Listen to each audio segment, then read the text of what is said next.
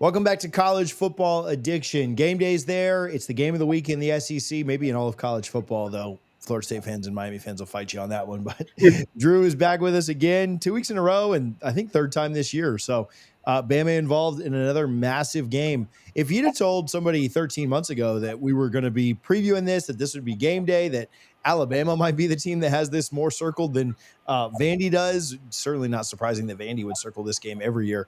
I think people would have called us crazy, but the resurgence for Vandy has been pretty impressive. No question. It's good to be back with you, TJ. I mean, they're a really good football team. I mean, I had friends of mine who, of course, the euphoria of beating Georgia had just set in, and I was kind of being Nick Saban, being the curmudgeon, like, oh, that's great. I mean, it was a hell of a win, but you better be ready next week because I've been watching this Vandy team off and on, all season long. And of course, watched a lot of that South Carolina game in Columbia. And it's a better team than last year. And the thing is, I think, and I'll say this on your show, I've said it on mine, I've said it on a few others. They're a more complete team than Georgia. I know people will look at you like you got three heads because all they focus on is the V and the Vanderbilt, but they're a better offensive team than Georgia. I think they match up as far as special teams goes. Now, I think Georgia's better defensively, but here's where the caveat is. I do think Vanderbilt is better defensively than they were a year ago, and they're deeper. So I think they're a better team than they were last year, and they're a more complete team than Georgia, and they're a dangerous team, and they're better at the most crucial spot. Yeah. And while he impressed me last week, I think Diego is better than Gunnar Stockton, and that's the most critical position. He's a better runner, and the thing that has struck me about Diego, I know he has 3 picks, but he's improved as a passer. He's thrown for over 1,200 yards. Their receiver core at Vanderbilt's deeper this year. They still got Stowers. They've got 2 good running backs.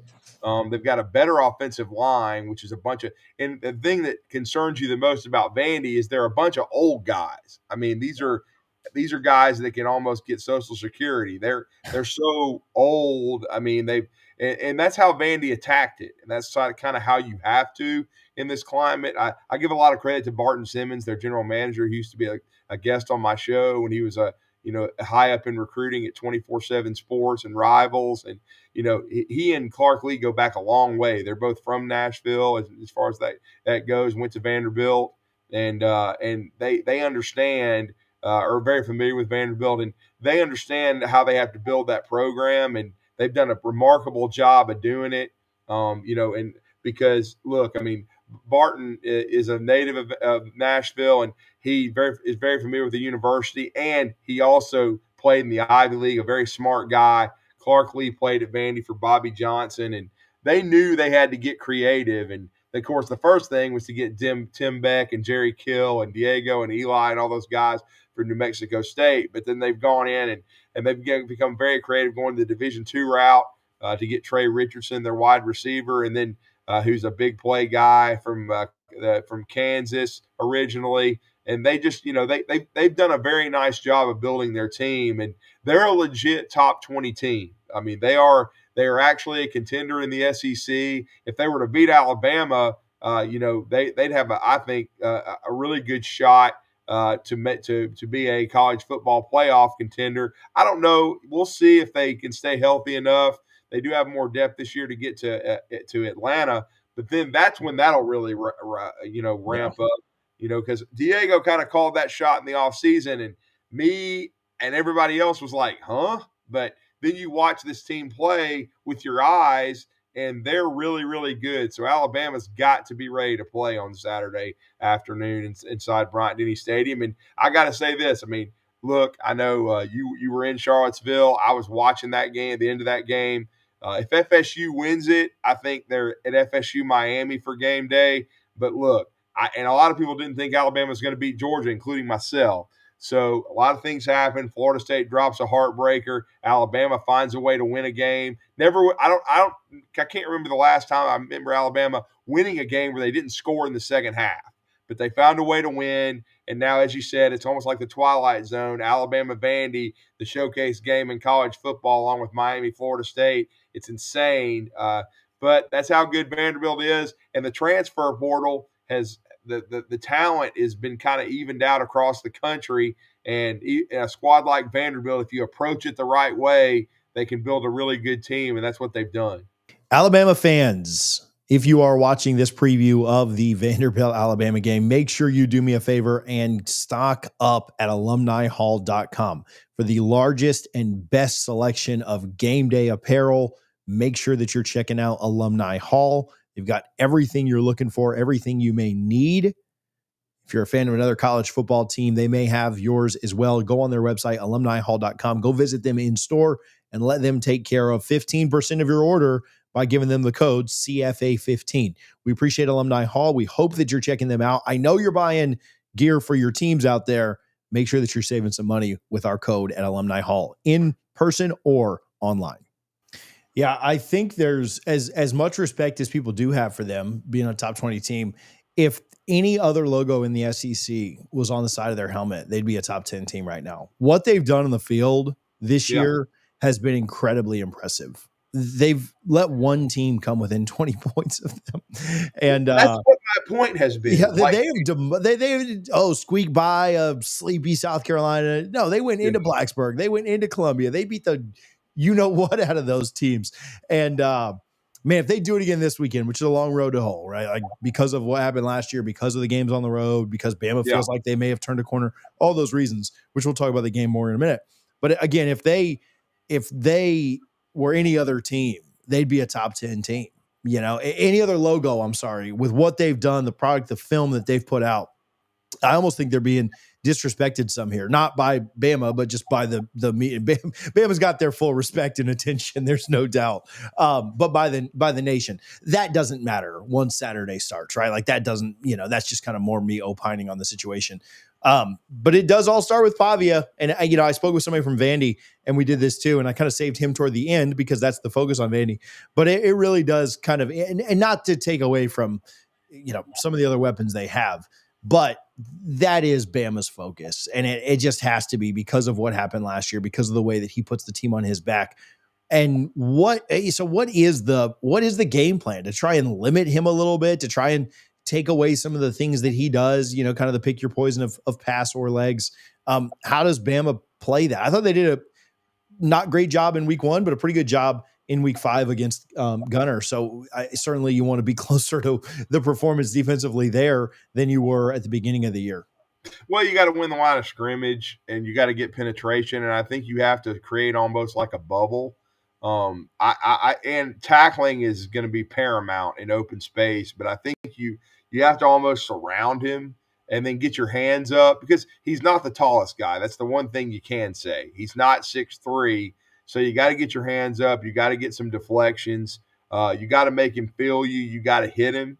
You have to vary up the looks.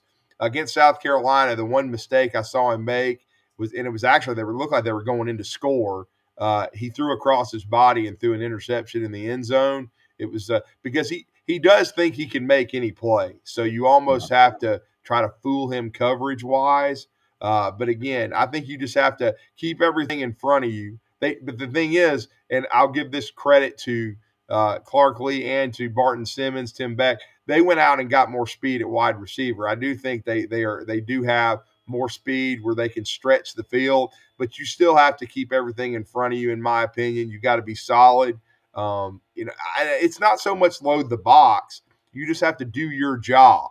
And I think Alabama didn't do that last year because every time you're looking up, and I covered that game in Nashville, 2nd and 3, 3rd and 2, 3rd and 3. Florida State did that too. They stayed very much ahead of the chains. Yeah, they could. Yeah, Florida State did a brilliant job of that. Gus Malzahn probably watched a lot of that Vandy tape, but Alabama was catching people. They were getting pushed around in the trenches, and they could never get Vanderbilt in bad down and distance situations. At least not much. When they did, they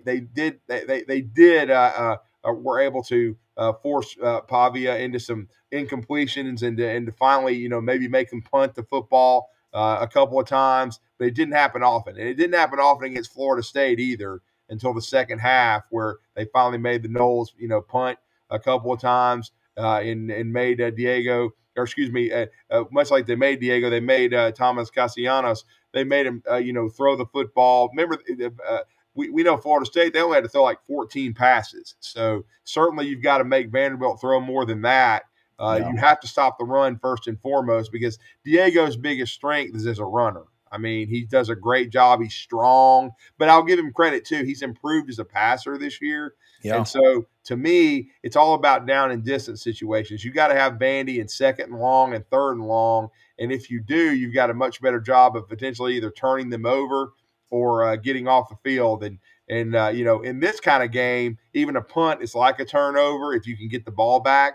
But Alabama, one big thing you'll remember about last year, first possession, pick six, Yeah. and they were down 14-0. Chasing. Yeah, you're chasing the whole game. Yeah, the whole game. So they gave up a touchdown on the first drive. Then they couldn't get off the field on third down, and then they give up the pick six. And so the rest of the game, you're chasing, and they never led. Alabama's got to get off to a great start in this game. And to me, one thing that Alabama has done a good job of this year is protect the ball. They have not turned it over, but every game is different. So Ty Simpson has been great since the Florida State game. Thought he was good against Florida State, not spectacular, but he's been spectacular since then. He's going to have to be spectacular and outplay Diego Pavia on Saturday. Alabama needs to, continually score points, and then they have to find a way. And they did against Georgia. They forced one fumble, and they got a field goal out of it. They won the turnover battle, like I told you last week, 1-0. They're going to have to win the turnover battle against Vanderbilt, and they did a very good job of only 4 penalties against Georgia. They got to keep their penalties down. And then, to me, you find a way, whether it's a turnover, as I mentioned, or forcing a punt. You got to get 3 or 4 stops, maybe 2 per half against Vanderbilt. If you can do that, and then if you can continue to win the time of possession, because that was a big key against Georgia. Alabama was able to get out to a great start. They dominated the time of possession. They got off to a 14-0 start. They made Georgia chase them. They were up 10 at half. They got to do the same thing and make Vanderbilt uncomfortable, because if Vanderbilt's front running and gets off to the great start and Alabama's making mistakes, then I know Bryant-Denny Stadium's a tough venue to play in, but Vanderbilt's not going to be afraid at all. And I'll just be honest, coming in, I knew Vanderbilt had a chance to still be good, but you always wonder, okay, can they maintain? Yeah. Well, everybody's watched film all summer, okay? And Diego had been talking. He's been talking since he beat Alabama. He was talking today saying that it won't be close if we play our game. And so he's very, very confident in himself. He's got Johnny Manziel on the sidelines. Johnny's up, talking a lot. Johnny's, he's even saying, don't do what Johnny did. I wasn't able to win the second go round. And it was ironic in the rematch in College Station that in 2013, Alabama actually fell behind 14-0. Yeah. And came back and won because they made a bunch of big plays. But that's not a formula in this game. The way Vanderbilt plays, they're very difficult to catch. And so to me, the one difference though is even when Vanderbilt's fallen behind this year or gotten off to slow starts, you mentioned it earlier in our conversation, they've exploded. So they're more explosive this year, but it's still very key for Alabama to get out to a lead and keep said lead, dominate the time of possession. And I know it sounds like the Twilight Zone, but you've got to keep the ball away from Vanderbilt. You got to play keep away and make them catch you.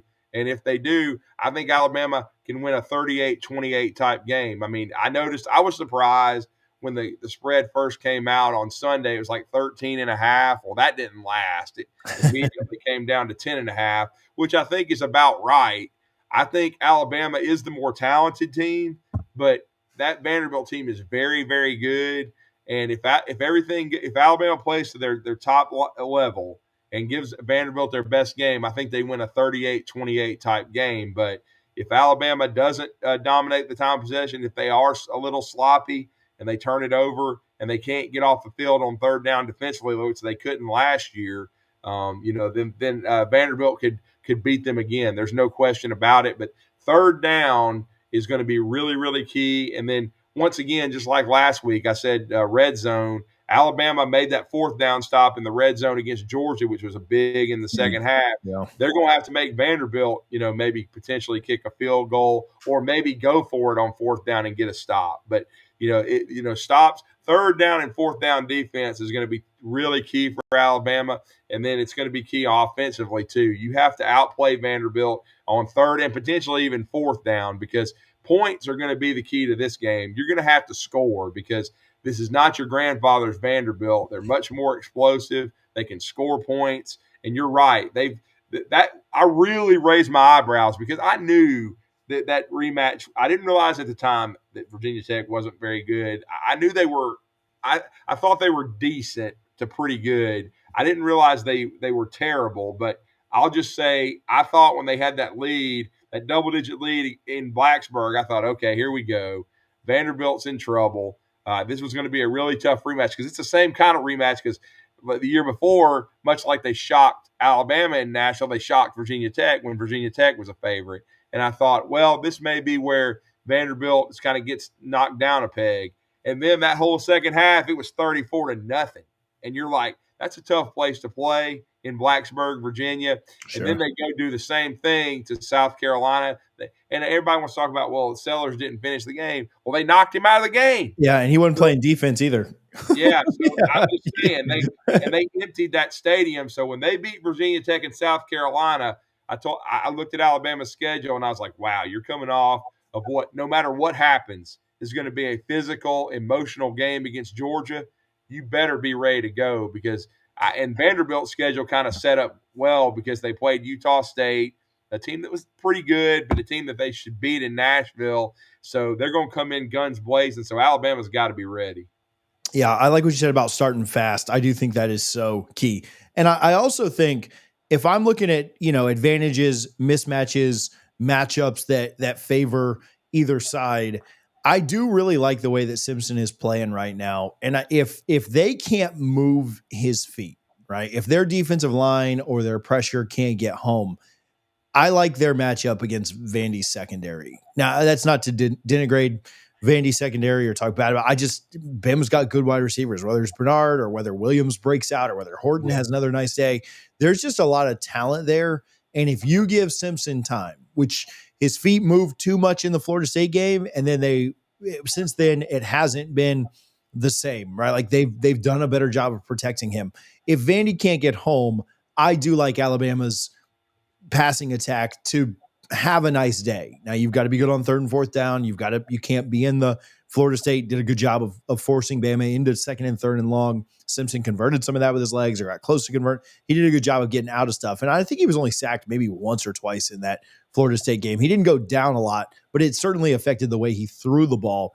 If Vandy can't replicate that, it'll be a long day for their defense as well. Now, maybe they can go out and match him score for score, but I do think that is a big key to this is can they give Simpson enough time, which I do have some confidence in them being able to. Can they give him enough time to let Bama's weapons out wide win the day, which I would lean towards yes. And you kind of gave your score of Bama kind of winning somewhat comfortably, not a blowout by any means. No. If they're able to do that, I think that's what has happened. Obviously, it was nice to have Jam back last week.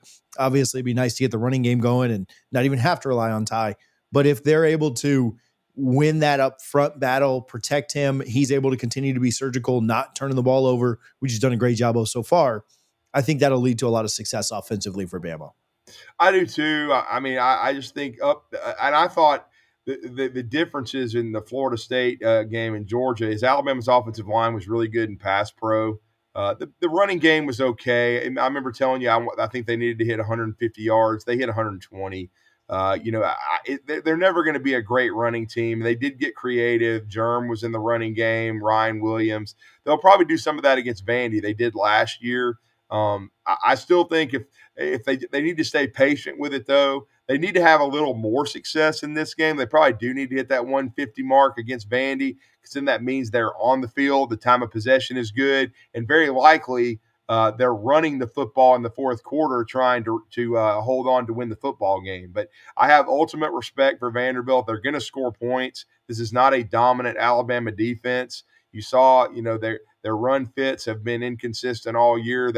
for 5 or 6 plays, they'll be misaligned and give up big plays. They can't do that against Vanderbilt. They've got to be assignment sound. They've got to, Damani Jackson took a lot of bad angles. He turned a lot of 5 yard runs into 30 yard runs. You can't do that.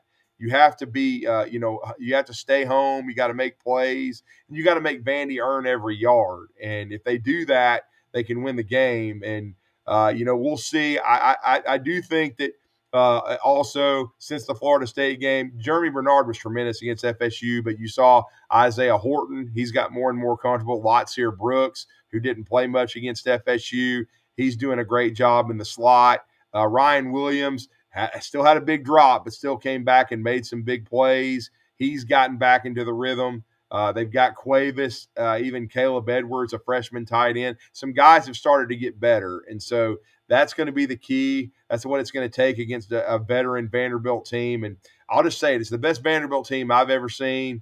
And this would be a big, big win for Alabama. And they're in the middle of a gauntlet, TJ, because the next 2 games after, you got Vandy, you've got Missouri and Tennessee before you get a bye week. So you've got And two then another straight. big one after that. Yeah. And then, of course, LSU. But I mean, look, Alabama's only got one layup left in the entire season. That's Eastern Illinois, Tony Romo's, alma mater. Everybody knows going to Auburn's not going to be a piece of cake at all. I know right now they're having their struggles, but they could put it together at any point in time. Yeah. So Alabama's got a very difficult schedule, and the first one is Vanderbilt. And again, the keys are winning the game on offense and defense on 3rd and 4th down, because it may take some plays on 4th down. Win the turnover battle and time of possession. That's key. And then Ty Simpson and these receivers. That's the strength of this Alabama team. If they can make some plays against Vanderbilt and stay in that rhythm, I think it'll help the running game, because I do think Vanderbilt, I don't think they're as good on the D line as Georgia. So maybe you can wear them down, but that's the key. And Ty Simpson, he's the maestro. He's going to have to direct this. He had to outplay Gunnar Stockton. He did. He's going to have to outplay Diego Pavia on Saturday. Should be a fun one. I like it to be slightly closer, but I'm kind of in line with you. I got 34-27 Bama. Maybe that's a backdoor cover, but I do think it stays relatively close. Maybe Vandy gets kind of the moral victory of covering the spread. If this game is played several times, I have a little more confidence in Bama getting it done than I do Vandy, but that's not to take them lightly. They could absolutely go in there and win this thing. And if Bama is off their game just a little bit, then it'll be a repeat of last year. But Drew, where can people follow you? Where can they find all your content, all your work, all the things you do? Well, they can listen to us Monday through Friday, 7 to 9 a.m. talking ball on ESPN 97.7 The Zone. And, of course, if you miss any of that, we have our 97.7 The Zone SoundCloud page, 977ESPN.com. And they can follow my work at Drew D 977 ESPN on X. And our station is at 977 ESPN. And we always enjoy being on College Football Addiction. I guess that also means that Alabama's having a good year. And, and right now they're in one of the bigger games in the country. And we certainly are going to be there in the press box on Saturday for this game against Vanderbilt. Can't wait to see it. Should be a lot of energy in Bryant-Denny Stadium after that win against Georgia. Alabama proved they could go on the road and win a big road game. That was a big question going into last week, because they've not been good on the road. Well, now they have to stack games, and they didn't do this last year. That's the next step if Kalen DeBoer wants his team to be a contender and get to the college football playoff. We play at 7:30, so I usually go in as close to the game as I can, because I stay outside and just enjoy the, hanging out in the tailgate and all those things. Florida and Texas play, I think, at the same time you guys play, Vandy. That's right. I'm hoping that both those games give me a reason. I'd love to see Florida lose by a million, but I am hoping both those games give me a reason to go inside a little bit early. I'm not trying to. If you're this far into the video, I don't care. But if you, I'm sitting in a box for this, and so I'm hoping they give me a reason to go in early so I can watch the fourth quarter of both games. If not, I'll just walk in at 7:15 like I normally do. But it should be a lot of fun, and I'll have it on at the tailgate. But I like going in and not having to flip back and forth between channels and in bad service. So Drew, have fun. We appreciate you as always for taking time, and I'm sure if Bama keeps playing in big games, we'll have you back on soon. Well, and enjoy the nostalgia. It's the biggest Florida State-Miami game in many a year. So yeah, over a decade for sure. So, and even that one, I think Miami was kind of fake good. So it should be fun, but thanks so much, buddy. All right, man. Thank you. We also want to shout out Sleeper at the end of this video. We will play the More or Less game on the Power 2 live every Wednesday, so make sure you have the Sleeper app downloaded. We always appreciate them for their support. Check out the Sleeper app. Use our code CFA as well when you download.